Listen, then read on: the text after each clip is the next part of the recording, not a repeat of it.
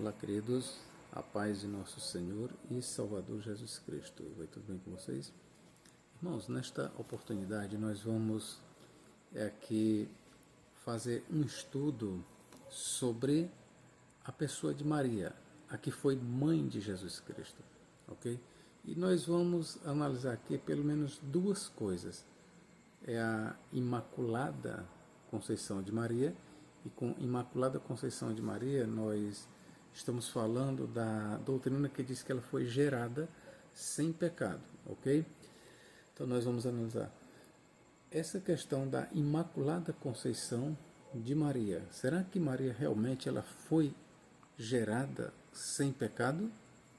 Será que realmente Maria ela foi gerada sem pecado? E a outra questão é a virgindade perpétua de Maria. Também será que é verdade que Maria ela foi virgem antes, durante o parto e depois do parto, quando ela deu à luz a Jesus? Bom, nós vamos analisar estas questões à luz da palavra de Deus, ok? Bom, este assunto ele é muito caro para a Igreja Católica Apostólica Romana. Os católicos eles sustentam que Maria ela foi concebida sem pecado. Daí é que se fala sobre a Imaculada Conceição de Maria. Ou seja, ela foi concebida sem pecado. É isso que a Igreja Católica Apostólica Romana ensina. E também a Igreja Católica Apostólica Romana, ela ensina que Maria ela foi virgem antes de conceber a Jesus, foi virgem durante a sua gravidez, durante os 9 meses, né? E permaneceu virgem mesmo depois do parto. Bom, a questão é o seguinte, biblicamente falando, nós podemos provar isso? Nós podemos provar estas doutrinas, ou estes ensinos, ou esses dogmas que giram em torno da pessoa de Maria, a nossa irmã em Cristo Jesus, e que foi a mãe de Jesus Cristo na carne? Será que nós podemos provar isso na Bíblia Sagrada? Pois bem, queridos, vamos começar por aqui. Nós encontramos este ensino, do jeito que estamos falando aqui, ok? Nós encontramos numa obra muito antiga, que talvez foi escrita ali por volta do ano 130 ou 150 da era cristã. Estou falando do proto-evangelho de Tiago, ou o Evangelho de Tiago. Então, o Evangelho de Tiago, ele diz que Maria ela foi concebida sem pecado e que ela foi criada num templo, ou seja, dentro do templo. Também diz que Maria, ela só conheceu, aliás, ela não conheceu José, ela engravidou sim da parte do Espírito Santo, conforme nós temos em Mateus e Lucas, ela concebeu da parte do Espírito Santo, ela deu à luz sim a Jesus, mas ela permaneceu virgem perpetuamente. Ainda de acordo com o proto-evangelho de Tiago, os irmãos de Jesus, que nós lemos nos evangelhos, de acordo com o proto-evangelho de Tiago, aqueles irmãos de Jesus, na verdade, são filhos de um primeiro casamento de José. José, quando ele casou com Maria, ele já trazia filhos da primeira esposa. É isso que o proto-evangelho de Tiago vai dizer. Uma variante entre os pais da igreja, na patrística, diz que aqueles irmãos de Jesus, que para os pais da igreja, a maioria, com exceção de Tertuliano, a maioria dos pais da igreja, com exceção de Tertuliano, então eles vão dizer que aqueles irmãos de Jesus, na verdade, são primos de Jesus. Ok? Então, todas essas questões nós vamos analisar aqui neste vídeo, com o devido respeito aos nossos irmãos católicos. Prestai bem atenção. Eu estou chamando os católicos de irmãos e não estou com demagogia. Não estou com demagogia. Então, mas nós vamos tratar o assunto aqui com muita responsabilidade e com muito respeito. Então vamos começar daqui. O que é que a Bíblia tem a dizer direta ou indiretamente sobre a situação de Maria? Vamos aqui para Romanos capítulo 5, ok, queridos? Romanos capítulo 5. Olha o que Paulo vai dizer aqui. Que, a meu ver, isso aqui inclui a pessoa de Maria. O que Paulo diz aqui? Ó. Romanos 5, 12. O que diz? Portanto, como por um só homem o pecado entrou no mundo, e pelo pecado a morte, assim também a morte passou a todos os homens, visto que todos pecaram. Ora, por homens entendo aqui não apenas homem no sentido homem, masculino, mas homem, humanidade. Então, o que Paulo está dizendo é assim, ó, portanto, como por um só homem, ele está falando de Adão, o pecado entrou no mundo, e pelo pecado a morte, assim também a morte passou a todos os homens, ou seja, a humanidade, visto que todos pecaram. Daqui eu já lhe faço essa pergunta. Quando Paulo diz que a morte passou a todos os homens e todos pecaram, será que ele aqui excluiu a pessoa de Maria? Não. Quando Paulo diz assim como por um só homem entrou o pecado no mundo e pelo pecado a morte, e a morte passou a todos os homens, por isso que todos pecaram, para ser muito sincero, meu irmão, eu não vejo o apóstolo Paulo aqui excluindo a pessoa de Maria. A única pessoa que está excluída aqui de ter herdado o pecado de Adão, que é chamado de o pecado original, chama-se Jesus Cristo. Chama-se Jesus Cristo. O único que não herdou o pecado de Adão, porque ele foi gerado do Espírito Santo em Maria. Só você lê em Mateus capítulo 1 e você vai para Lucas também. O único que não herdou o pecado de Adão, que foi gerado totalmente imaculado, sem mácula, sem pecado, chama-se Jesus Cristo. Então atente bem para as palavras de Paulo. De fato, o pecado já estava no mundo, mesmo antes da lei, mas o pecado não é levado em conta enquanto não existe lei, ou onde não há lei. Eu vou ler aqui melhor nesta Bíblia bem aqui, Almeida, tá bom? É uma leitura que vocês estão mais familiarizados. E, aliás, nós estamos mais familiarizados. Romanos capítulo 5, versículo 12. Pelo que, como por um homem entrou o pecado no mundo, e pelo pecado a morte, assim também a morte passou a todos os homens, por isso que todos pecaram. Nesta expressão, a morte passou a todos os homens, eu vejo aqui incluso a pessoa de Maria. Ok? Eu vejo incluso aqui a pessoa de Maria. Porque até a lei estava o pecado no mundo, mas o pecado não é imputado não havendo lei. No entanto, a morte reinou desde Adão até Moisés. Quando ele diz até Moisés, ele não está querendo dizer a pessoa de Moisés, mas sim a lei de Moisés. Como se ele dissesse, no entanto, a morte reinou desde Adão até sobre o regime da lei. Até sobre aqueles que não pecaram à semelhança da transgressão de Adão, o qual é a figura daquele que havia de vir. Chama sua atenção mais uma vez, mas não é assim um dom gratuito como ofensa, porque se pela ofensa de um, que é Adão, morreram muitos, por muitos aqui entenda todos, muito mais a graça de Deus e o dom pela graça, que é de um só homem, a saber, Jesus Cristo, abundou sobre muitos. E não foi assim o dom como a ofensa, por um só que pecou, porque o juízo veio de uma só ofensa, na verdade, para a condenação, mas o dom gratuito veio de muitas ofensas para a justificação. Porque se pela ofensa de um só, que é Adão, a morte reinou, por esse, muito mais os que recebem a abundância da graça e o dom da justiça reinarão em vida por um só, Jesus Cristo. Pois assim como por uma só ofensa veio o juízo sobre todos os homens, e aqui eu incluo Maria, ou seja, sobre toda a humanidade, para a condenação, assim também por um só ato de justiça veio a graça sobre todos os homens, ou sobre toda a humanidade, para a justificação de vida. É simples.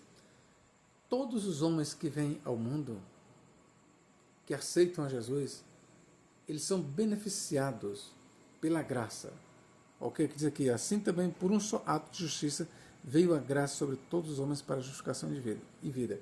O que Cristo fez ali no Calvário foi benéfico para toda a humanidade, contanto que todos venham o aceitar. Assim também, o que Adão fez ali trouxe uma maldição sobre toda a humanidade, incluindo a pessoa de Maria. O único que não trouxe a maldição de Adão em sua geração foi Jesus Cristo. Porque como pela desobediência de um só homem, muitos foram feitos pecadores, assim pela obediência de um, muitos serão feitos justos. Ok? Então aqui você vê que Paulo ele está contrastando Jesus Cristo com Adão. O que ele está mostrando aqui é que a partir de Adão entra o pecado no mundo, ou por meio de Adão entra o pecado no mundo. E pelo pecado entra a morte. E aí Paulo conclui, assim a morte passou a todos os homens, porque todos pecaram. E aqui eu pergunto para os católicos, e será que Paulo está excluindo Maria quando ele diz todos pecaram? Será que Paulo está excluindo Maria? Não. Se alguém disser que Paulo exclui a Maria, nossa irmã, da lista daqueles que todos pecaram e que todos estão debaixo de condenação, que assim me mostrem no texto, porque o texto nem sequer faz alusão a Maria, mas inclui ela. Ela está inclusa na humanidade caída. Esta é a verdade. Vamos aqui para outro texto aqui de Paulo. 1 Coríntios 15, 21 e 22. Olha o que diz aqui. 15, 21 e 22. Porque assim como a morte veio por um homem, também a ressurreição dos mortos veio por um homem. Porque assim como todos morrem em Adão, todos morrem em Adão, ou seja, Maria morreu. E ela morreu em quê? Em Adão. Porque assim como todos morrem em Adão, assim também todos serão vivificados em Cristo. Maria vai ressuscitar? Sim, ela vai ressuscitar em Adão ou em Cristo? Em Cristo. Ela vai ressuscitar em Cristo, mas ela morreu em Adão. E ela morreu em Adão por quê? Porque ela herdou o pecado de Adão. É isso que Paulo está mostrando. 23. Mas cada um por sua ordem. Cristo as primícias, depois os que são de Cristo na sua vinda. Ora, queridos, estas declarações do apóstolo Paulo aqui, mostrando que todos pecaram, que todos estão debaixo da condenação, ele não exclui a pessoa de Maria. Ora, logo, se a pessoa de Maria está inclusa em todos pecaram, em todos estão debaixo da condenação, logo, ela não teve uma conceição, ou ela não foi concebida de forma imaculada. Na verdade, Maria, como todos os homens, ela é concebida, ela foi concebida já envolta em pecado. Ela foi gerada no pecado. É isso que Paulo mostra. Assim como por um homem entrou o pecado no mundo, e pelo pecado a morte, assim também a morte passou a todos os homens, por isso que todos pecaram. Ok? Vamos aqui para Apocalipse 5. Talvez você pense que isso não tem nada a ver, mas tem. Apocalipse capítulo 5 e versículos 2 a 4. E vi um anjo forte bradando com grande voz: quem é digno de abrir o livro e de desatar os seus selos? E ninguém no céu, aqui está falando de seres animados, seres que têm inteligência, seres pensantes, seres reais que existem. E ninguém no céu, nem na terra, está falando, e diga-se de passagem de seres humanos, seres inteligentes. Aqui a gente pode incluir anjos, arcanjos, querubins, serafins e seres humanos. E ninguém no céu, a primeira busca foi feita, e ninguém no céu, nem na terra, nem debaixo da terra. Por debaixo da terra nós entendemos aqui a região do Hades, onde fica depositada as almas dos mortos, dos espíritos humanos. Podia abrir o livro nem olhar para ele. E eu chorava muito, porque ninguém fora achado digno de abrir o livro, nem de o ler, nem de olhar para ele. Ora, o que é que o livro do Apocalipse está dizendo? Que a revelação de Deus, e a revelação aqui em questão é o Apocalipse, mas vamos lá, vamos ampliar mais o assunto. A revelação de Deus aqui, ela foi ninguém foi capaz de descortinar de manifestar, de romper os selos. Ninguém foi capaz, e a busca foi feita no céu, mas não houve. Ok? E eu quero lhe dizer que quando o livro do Apocalipse foi escrito, Maria já era morta. Lembre-se disso, quando o livro do Apocalipse foi escrito, talvez no ano 100, 110, Maria já estava com algumas décadas morta. Bom, de acordo com a tradição católica, Maria ela foi assunta ao céu. Ela foi levada para o céu. Pois bem, se isso é verdade, por que então que quando se procurou lá no céu, o que quiser que ó, e eu vi um anjo forte bradando com grande voz: quem é digno de abrir o livro e de desatar os seus selos? Versículo 3. E ninguém no céu. Ora, a esta altura do campeonato, Maria já estava no céu. De acordo com a tradição da Igreja Católica, Maria já estava no céu.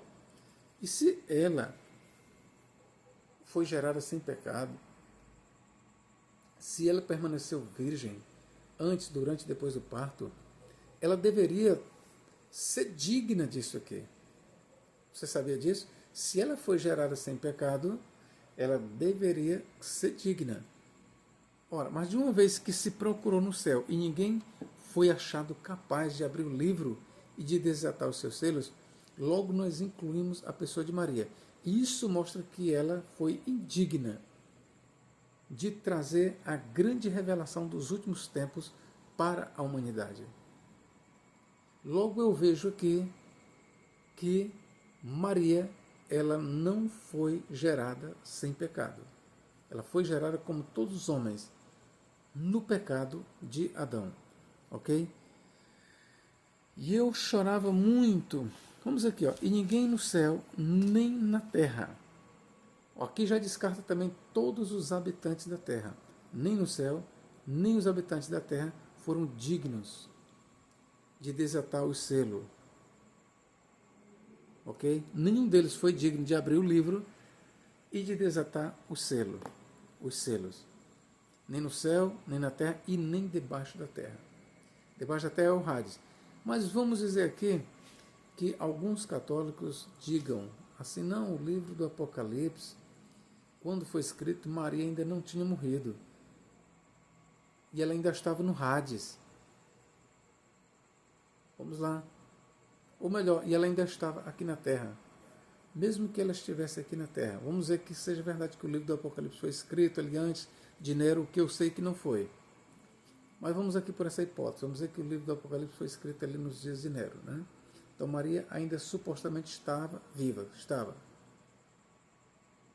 Mas então, aqui foi procurado na Terra. E também não foi achado nenhum mortal digno. Isso inclui a pessoa de Maria. E se você disser, não, mas Maria estava no Hades, ela não ressuscitou e ainda estava no Hades, continua, ou os que estão debaixo da terra, ou seja, no Hades. Aí vamos dizer que Maria estava no Hades, também lá foi procurado entre os habitantes do Hades, e nenhum foi digno de abrir o livro e nem desatar os seus selos. E isto inclui a pessoa de Maria. Logo, eu estou mostrando aqui para você, à luz da palavra de Deus, que Maria ela foi uma bem-aventurada porque deu a luz ao Messias. Só isso. Mas ela não está em dignidade acima de nenhum ser humano. Foi uma serva de Deus, cheia de boas obras, uma grande mulher que acreditou na profecia, na palavra de Deus, mas não está acima de ninguém. Okay? Ela foi, repito, ela foi a mãe de Jesus segundo a carne. Ok, queridos? Ela foi a mãe de Jesus segundo a carne. Vamos aqui. Outro fato. Provei aqui que quando Paulo diz todos pecaram e destituídos estão da glória de Deus, Romanos 3:23, isso inclui a pessoa de Maria. Logo, ela não foi gerada sem pecado. Ok? O segundo passo é, Jesus foi o filho primogênito de Maria. Os católicos apostólicos romanos, eles dizem que Maria, ela deu à luz apenas a Jesus, mas não teve outros filhos. Mas vamos ver o que diz o Evangelho de Mateus. Mateus 1, 25. Ó. Mas não a conheceu, quem? José, ó, mas não a conheceu intimamente, enquanto ela, ou até ela, até que ela deu à luz seu filho primogênito, e lhe deu o nome de Jesus. Ora, a palavra primogênito, no grego é protótokos, certo? Protótokos. O que é um filho primogênito? O que é um primogênito? Primogênito é o primeiro de muitos. Pode ser o primeiro entre 3, entre 4, entre 5, entre 6, entre 7, não interessa. Pode ser o primeiro apenas entre 2. Se existirem 2 filhos e o primeiro que nasceu é chamado o primogênito. Aqui vai o meu desafio para todos os católicos. Me mostre uma ocorrência da palavra primogênito na Bíblia Sagrada, onde primogênito não signifique o primeiro de um grupo, o primeiro nascido, o primeiro gerado, o primeiro de uma série. Em todas as ocorrências, quer no Antigo, quer no Novo Testamento, a palavra primogênito sempre significa o primeiro de muitos, ou o primeiro de vários. Primogênito quer dizer o primeiro. Primogênito não significa unigênito. A palavra grega para unigênito é monogenes, único gerado. Mas para primogênito é protótokos, tá bom? É protótokos, primeiro gerado. Daí nós temos o termo primogênito. Então, o Evangelho de Mateus está dizendo claramente que José não conheceu a Maria. Até quando? Até que ela deu à luz a um filho, o primogênito, e lhe chamou de Jesus. Então são 2 coisas aqui que nós temos que analisar aqui na leitura de Mateus. Primeiro, que ela diz que José não conheceu Maria, mas não diz só simplesmente não conheceu, mas diz assim, ó, não conheceu até. Então este até aqui impõe um limite. José não a conheceu até quando? Até que ela deu à luz ao seu filho primogênito, que deram-lhe o nome de Jesus. Mas alguns estudiosos eles podem dizer, mas nos manuscritos mais antigos a palavra primogênito, protótokos, em Mateus 1, 25 não existe, só que em Lucas 2,7 nós temos também a mesma, vamos à instância, e lá se afirma que Jesus ele foi primogênito, e em todos os manuscritos existe. Ó, Lucas 2,7. Vamos lá. E ela deu à luz seu filho, o primogênito. Está bem aqui, ó. Protótokos. E ela, Maria, deu à luz ao seu filho, o primogênito. Então, tanto Mateus quanto Lucas, eles dizem que Jesus foi o primogênito de Maria. Se foi o primogênito, ora, se foi o primogênito, é lógico que vieram outros filhos depois de Jesus. Sendo isto verdade, nós vamos provar no Evangelho, significa isso, sabe o quê? Que Maria, ela não permaneceu virgem depois do parto. Ela não permaneceu virgem. E depois que Jesus nasceu de Maria, José a conheceu. É isso que o Evangelho de Mateus diz. E ele não a conheceu até quando? Até que ela deu à luz seu filho, o primogênito, chamado Jesus. Vamos aqui. Jesus tinha irmãos e irmãs. Aqui eu vou ler aqui para você. Ó. Mateus capítulo... Olha o que diz aqui. Ó. Nada melhor do que a gente usar a própria Bíblia Sagrada. Eu não creio que eu esteja desrespeitando os católicos. Apenas estou mostrando a verdade. Vamos ver aqui. Ó. A família de Jesus tem por título. Mateus 12, 46. Ó. E falando ele ainda à multidão, eis que estava fora sua mãe e seus irmãos. Irmãos, ó, no grego nós temos adelphoi, irmãos. Adelphoi, que vem do singular adelphos. E falando ele ainda à multidão, eis que estava fora sua mãe e seus irmãos, pretendendo falar-lhe. E disse-lhe alguém, eis que estão ali fora tua mãe, ó, e teus irmãos, no grego adelphoi, que querem falar-te. Porém ele, Jesus respondendo, disse ao que lhe falara, quem é minha mãe? E quem são meus irmãos? E estendendo a mão para os seus discípulos, Aí veja que ele espiritualizou, ele vai espiritualizar agora. Diz, eis aqui minha mãe e meus irmãos. Ok? Porque qualquer que fizer a vontade de meu Pai, que está nos céus, este é meu irmão, irmã e mãe. Tertuliano, no seu livro Contra Marcião, ele faz alusão a esta passagem. E é interessante que Tertuliano, ele interpretando aqui esta passagem, ele diz que realmente eram irmãos de Jesus. Irmãos e irmãs de Jesus. De acordo com a interpretação de Tertuliano, o que está correta, Tertuliano, ele mostrou para Marcião que realmente Jesus veio em carne, que ele se encarnou, que ele não era um fantasma. E uma das provas que Tertuliano encontrou para provar que Jesus realmente era um homem, nascido como todos, carne, sangue, ele recorreu a este episódio. E ele diz o seguinte, que a menos que Jesus realmente tivesse mãe e tivesse irmãos, ele não teria falado assim. Não. Ok, meus irmãos? Então vamos aqui para Mateus capítulo 13. Versículo 55. O que diz aqui? Ó? Não é este o filho do carpinteiro? E não se chama sua mãe Maria e seus irmãos Tiago e José e Simão e Judas? E não estão entre nós todas as suas irmãs? De onde ele veio posto tudo isso? Como eu já falei para vocês, alguns dos pais da igreja, eles ensinaram que estes irmãos de Jesus, para eles, não são verdadeiramente irmãos, mas sim primos de Jesus. Seriam parentes de Jesus, primos de Jesus. Porém, o Evangelho aqui diz claramente irmãos. A palavra para primo ou sobrinho, no grego, é outra, é anepsios. Você pode ver lá em Colossenses 4:10 que você vai encontrar Barnabé sendo chamado primo de João Marcos. Ok? Então, Barnabé em relação a João Marcos, ou João Marcos em relação a Barnabé, João Marcos era sobrinho ou primo de Barnabé. Então, a palavra grega lá é anepsios, diferente de adelphos, irmão. Então, esses irmãos aqui de Jesus, realmente, eles eram irmãos, filhos de Maria. E só recapitulando, por que eu sei?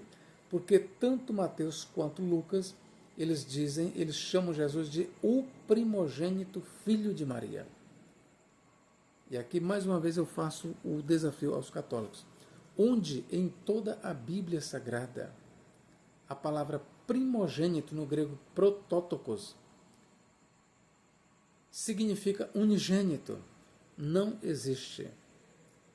Primogênito é o primeiro de uma série, é o primeiro entre muitos, entre outros.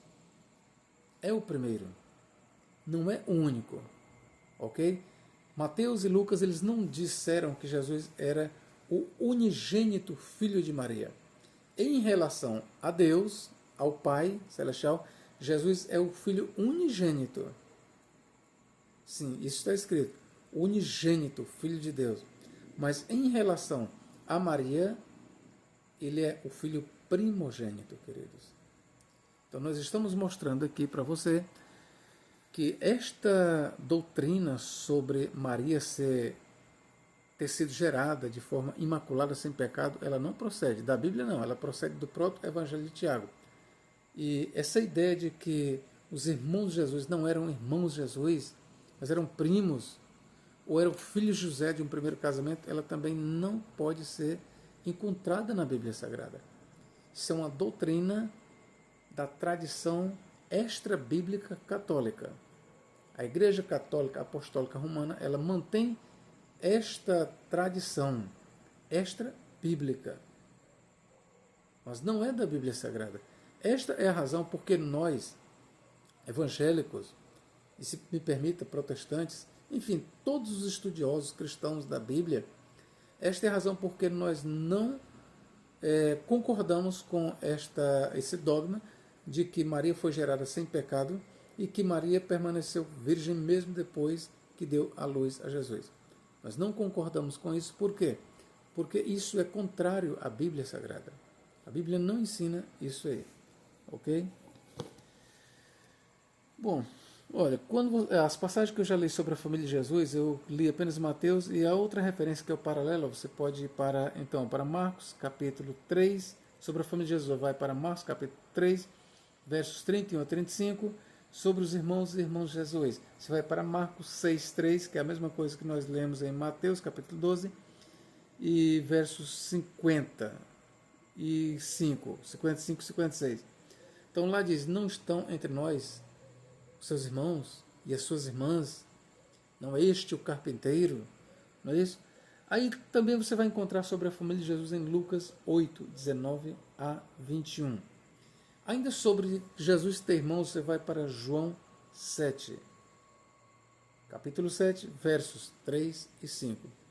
Em todas estas passagens, você vai encontrar não só sobre a família de Jesus, mas em especial que ele tinha irmãos e irmãs. Ok, querido? Então, com todo respeito, eu estou fazendo este vídeo.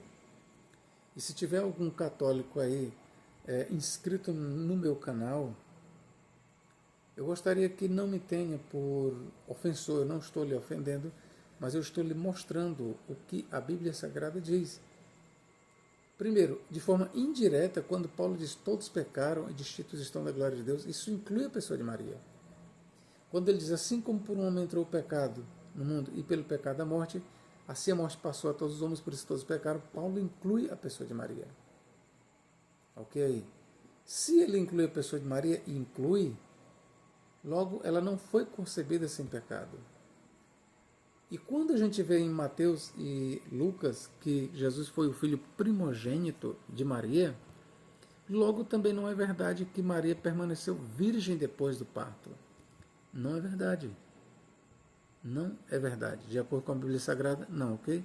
Que Deus em Cristo nos guarde e nos abençoe, agora e para todo sempre. Amém.